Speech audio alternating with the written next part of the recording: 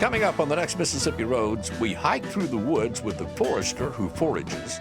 It's the Hot Tamale Festival in Greenville, a twist on an old favorite, and a farm in Collins for people, peanuts, and pumpkins. Down Mississippi Road, Mississippi Road. Now, welcome to Mississippi Roads. I'm your host, Walt Grayson. We're just in time for the pumpkin picking patch at Mitchell Farms near Collins in Covington County. Nelda and Dennis Mitchell sort of backed into what you'd call agritourism several years ago, and we're going to talk to Ms. Nelda a little later on in the show and let her tell us all about the farm and all about how they got into this kind of business. But first, we're going to stop at another kind of farm, the forest.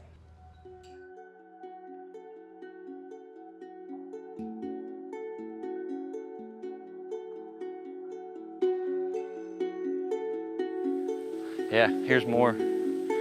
Oh, a lot more.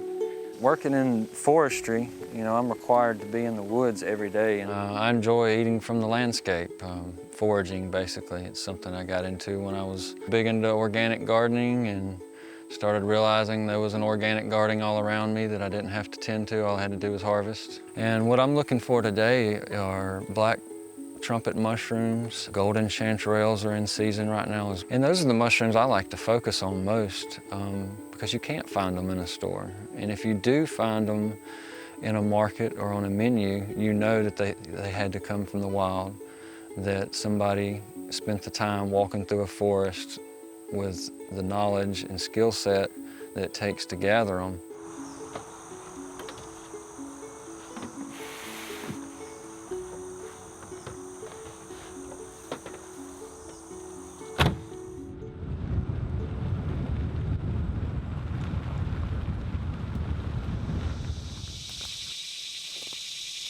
When I started getting into mushrooms, there was dangers. You know, most people look at all mushrooms as being poisonous, and that's probably the safe route, is to just avoid them all until you get a little bit of knowledge behind you. I spent years studying them before I actually started consuming them.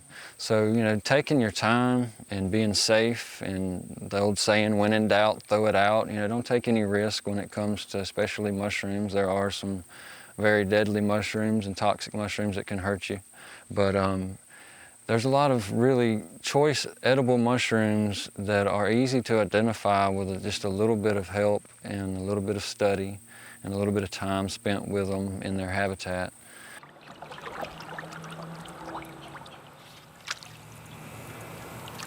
It's hickory nuts.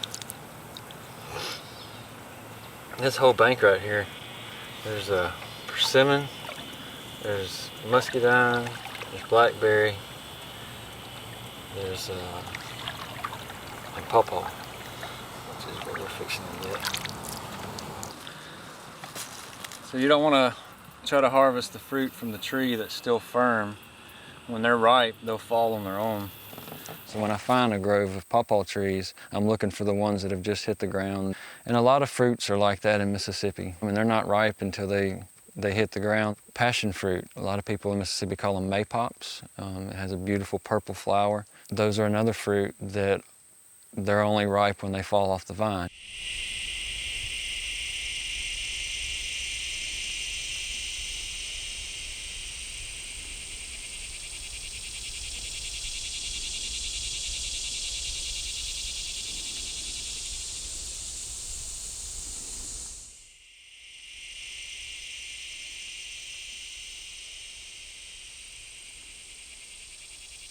What we're trying to do is gather enough wild mushrooms to make a pizza with some friends of mine in Laurel.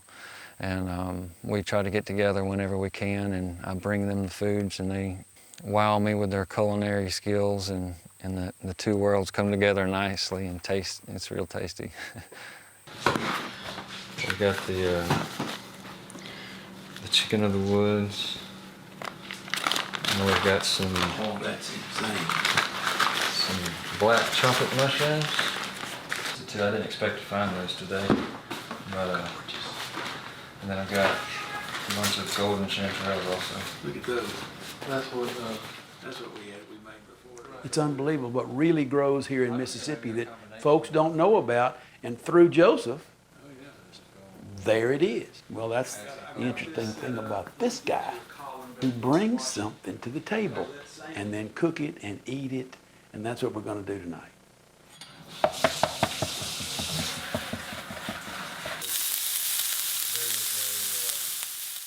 This is the far side of foraging. Well, you did all the hard work over here. And Joseph drags in one day with a sack full of chanterelles. I love perfect mushrooms, and they were perfect. We cleaned them, and we got to be friends, and we cooked a pizza that night, I think.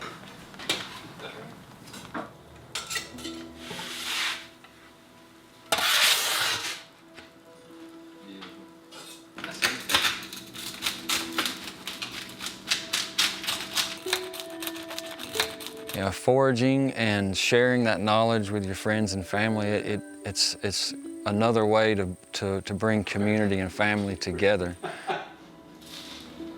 Oh, Will. Yeah. That's the real deal. Instead of buying that organically grown mushroom over the one that's not, you can go to the forest and gather your own, and you have an even more superior product than what was being offered there, and it's absolutely free, and you've gained knowledge in the process and experience and time in nature, you know.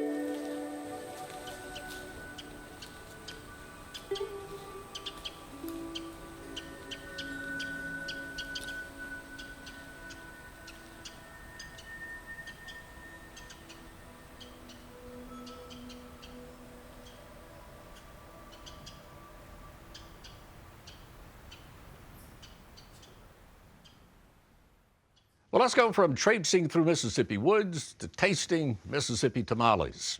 We go to the Greenville Hot Tamale Festival and watch master chefs as they try to create the ultimate tamale.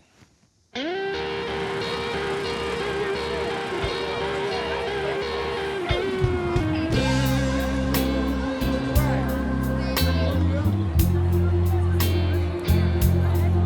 is the 5th annual Delta Hot Tamale Festival. It started when Greenville was named the hot tamale capital of the world. According to the kind of history around Greenville and I guess the unofficial history, it came to Greenville from migrant workers at the early turn of the 20th century who came from Latin America, Mexico, working cotton fields, and they brought it with them. And then along the years, you know, and the Deltas kind of put their own flavor into it. We just had a great time at Tamale Fest. A lot of vendors came in from out of town. A lot of people came down, and the interest of tamales is getting bigger and bigger and bigger. And so we just had to be a part of it. Compared to like a Latin tamale, it's a little bit smaller. It's cooked a little bit differently. Your ingredients are a little bit different. It's simmered in a spicier chili sauce kind of, instead of where a Latin tamale tends to be a little bit more drier. These are a little bit more, some people would call it, you know, wetter or something like that. We have a vendor here today who makes a traditional Latin style tamale. And we love to have that, just to show the different variations of it, you know. It's different from a Delta style tamale. Closely guarded family secrets go into these tamale recipes. They just don't give them out. Yeah, you got a better chance to become president than to find out what's in these tamales these days. And I feel the same way about ours. You know, we're not telling anyone either. So we're passing it on to my children and my sisters and brothers' children, and we're going to keep this thing going. And we've been pretty successful so far, but we want to continue to grow the business, and that's what we're doing now. We actually had one contestant this year, Mama Rodriguez's tamales. Her recipe is in the Smithsonian Museum in Washington, D.C. As her tamale recipe, it's that, you know, and that's her trademark that she can really, you know, sell tamales on. As far as the festival goes, the cooking competition, it gets very competitive. You know, anything you can brag about to the other tamale vendors, they love to put that out. This year we kind of debated, do we offer prize money for the cooking competition or do we offer trophies? And talking with the vendors themselves, the prize money is great, but a lot of the professional ones or people that do it for a living, they want the trophies because they, you know, it's kind of like bragging rights. Whenever they set up somewhere, you go in their shop, they got trophies on the wall that they've won this, you know, or that or whatever. So it becomes, you know, they kind of turn it into that competition. We got first place this year, and last year we got first place. And so we offer, at the Tamale Fest, we did an offering of our beef tamales that we serve here. We also did an offering of a vegetarian tamale that we believe is got it perfected, where you can eat a vegetarian meal without feeling cheated. Which one got this thing? Let me see. The day of the festival, we have the Miss Hot Tamale contest. It's kind of like a pageant for young ladies. We like to see them try to make a dress or part of their apparel out of corn shucks, since that's what, you know, the tamales are cooked in. On your mark, get set, go! We have a tamale eating contest. However many tamales you can eat in 5 minutes. The big winner again, Dietrich Bolton! I don't really have any secrets, but I just eat a lot anyway. That's normal, that's me. Good weather, good food, good people, great time.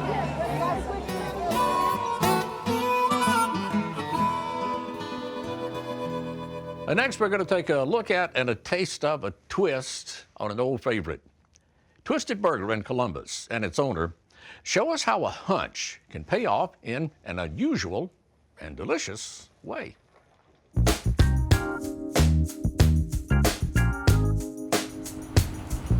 I get referred to as a chef a lot, and so I make the correction, you know, to them, and I'm like, I'm not a chef, I'm a backyard griller.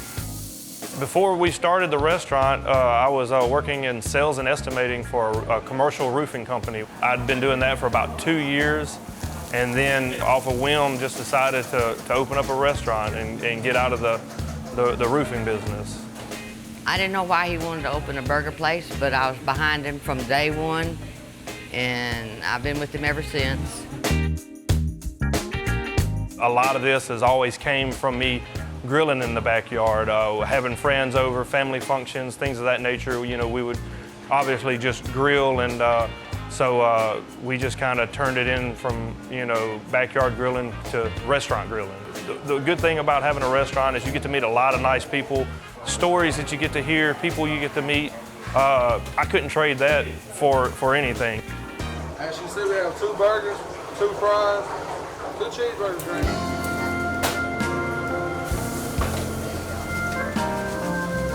When I come in, we prep out everything that we need. Our meat's fresh every day. We don't start with frozen meat. You just turn the grill on and let it get hot, but you don't keep it real hot, because if you do, you'll burn your burgers up. When we were starting the restaurant, one of the biggest things was how to come up with the name. And I was telling a friend of mine the type of burgers that we wanted to do, and he's like, man, that sounds sick and twisted. And it's just stuck. After we'd been open about a year, we came up with the red, white, and blue. It starts off with a base layer of blue cheese, our twisted patty with pepper jack cheese, and then our homemade buffalo sauce over the top of it. It's got just amazing flavor. It's hitting that palate in every way possible. You know, it's just, your taste buds are just making sirens go off. We have one that's called the Western. It's cheddar cheese, jalapenos, barbecue sauce, and bacon. All the guys who lift weights and go to the gym, they like the Godzilla because they get a lot of protein out of it. And it has corned beef, roast beef, turkey, and ham. And then I put 2 pieces of Swiss cheese on top of it, and it melts, and then I put it on a patty with bacon and American cheese on it. So it's a really big burger, and it's nothing but meat. I've tasted every burger that we have on our menu. We come up with specials all the time, and every time we come up with a special, I'll eat it just to make sure that the taste is there and that the combinations of everything are where they need to be.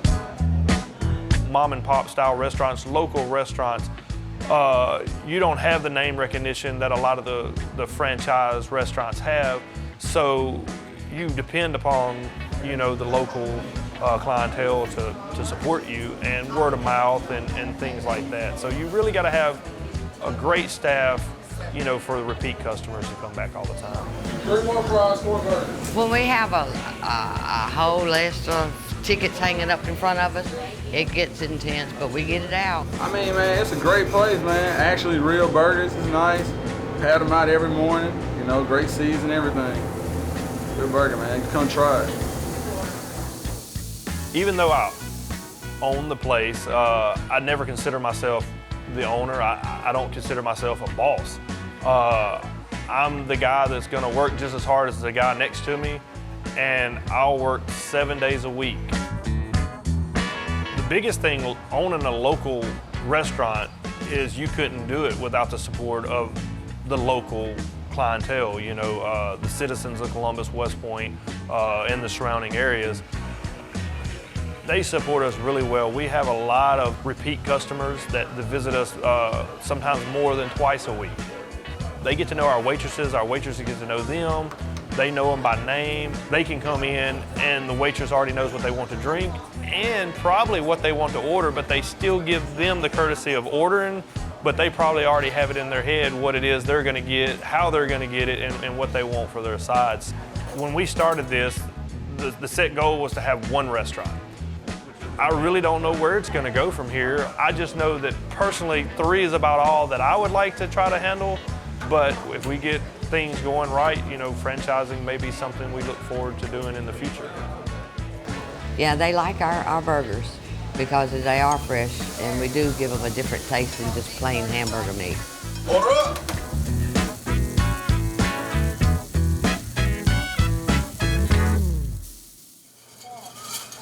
Up next, we sit down with Nelda Mitchell for a few minutes to learn a little about Mitchell Farms and how this magical place came to be.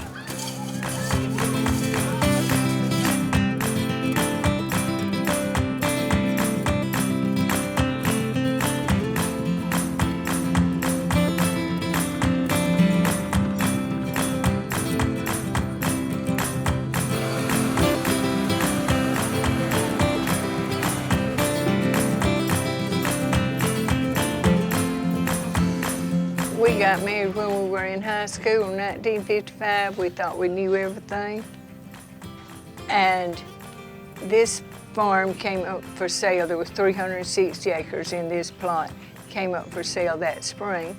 So we moved up here and lived in the old farmhouse. Started farming on our own. Now, for several years, it was cotton and cattle because that's all we knew at the time. And so that's what we did. But then in the 60s, if you remember, we had 3 hurricanes. Now, most people remember just one, Camille, but we had Carla and Betsy, and cotton doesn't do well when it gets to be in hurricane time, so we looked for something else to do, and so in 1970, we started growing peanuts as well. Was peanuts a big thing in Mississippi when y'all started, or were y'all kind of the pioneers of it? We were kind of the pioneers of it because at that time you had to get an allotment, and we got a 30-acre allotment. But that very first year, the ASCS agent out here at Collins came out and measured our peanuts after they were ready to harvest, and we had 2 or 3 rows too many. And he told us we would have to destroy them before he would give us our marketing card. It was a shame to completely destroy that many peanuts. They made good that first year. So we asked him if we could eat them, and he said, well, we could. And then there's more than we could eat. We asked, could we give them away to our friends and neighbors? Well, he said we could. And then we asked him, could we sell them, asked him to pay a little bit of money for them. He couldn't find any reason we couldn't charge, so we asked 15 cents a pound. And I got on the phone, called everybody up and down the road, all the kin folks all around, and said, Saturday, we're going to dig these rows of peanuts, and if you want any at 15 cents a pound, show up. Well, we had more people than we had peanuts. And that got us in the green peanut business, and that got people coming to the farm. Now, the real attraction, though, you already had people coming to the farm, but what was it that bumped you over into this agritourism business? We bought an old log house built in 1877 and moved it here. And we built another one, and people coming for the peanuts and the vegetables would see them and say, "Do you mind if I go look at that old house?" Well, sure. So they would like what they saw, and they said, "I'm coming back. I'm gonna bring my Sunday school class, or my sister, or somebody." And they would. They'd come back and they'd bring somebody. And then we'd have small tours, and that got us started doing it. So we have 3 log houses, and we call them farm museums. One thing I'm awfully interested in is your collections of things that you've got in, you call it your fun room over here. Yeah, I've decided if I was ever going to get Walt Grayson here, I was going to have to just really get busy and we call it get bowed up collecting. Okay. And I finally got enough. I got 2,023 skillets hanging up, and I finally got you here. I was waiting on that 2023rd one before I came. Yeah, that's right. Took that many to get you here. I never have liked collecting things because they have to be dusted. Yeah. But I decided if I was going to get a lot of people come, I had to get serious with my collecting. And so once a year, I hire somebody to come dust my stuff. And Yeah. then, that got us started.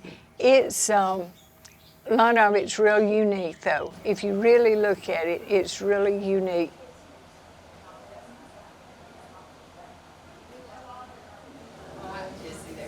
And so we had free tours till 2006. Our sweet daughter-in-law, she said if we had a pumpkin patch and a maze, I believe we could charge. And so we started that.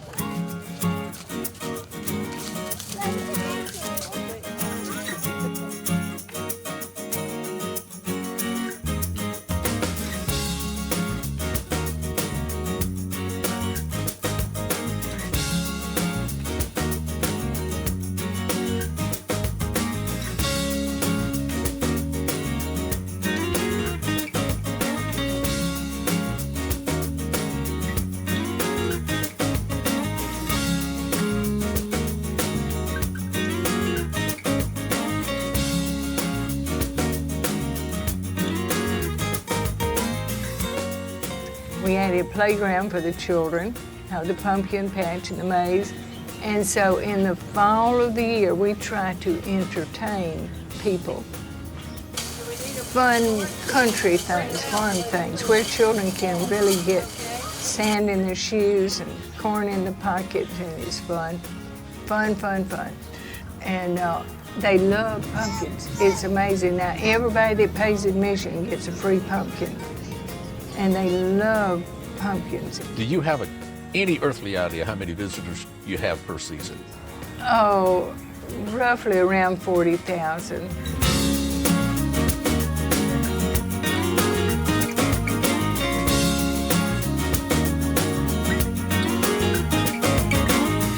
And I enjoy the people coming.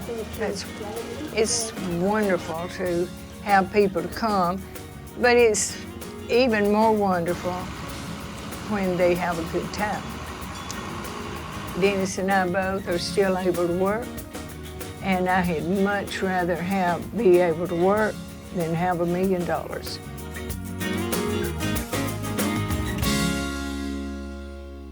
Hey, that's it for this week. If you'd like information about anything you've seen in the show, contact us at mpbonline.org/Mississippi Roads. And make sure you like our Mississippi Public Broadcasting Facebook page. Till next time, I'm Walt Grayson, and I'll be seeing you on Mississippi Roads.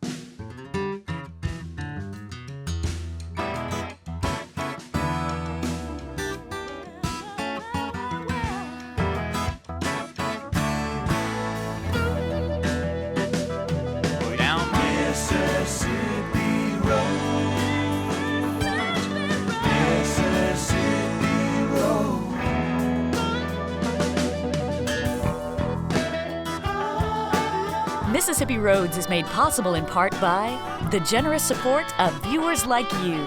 Thank you.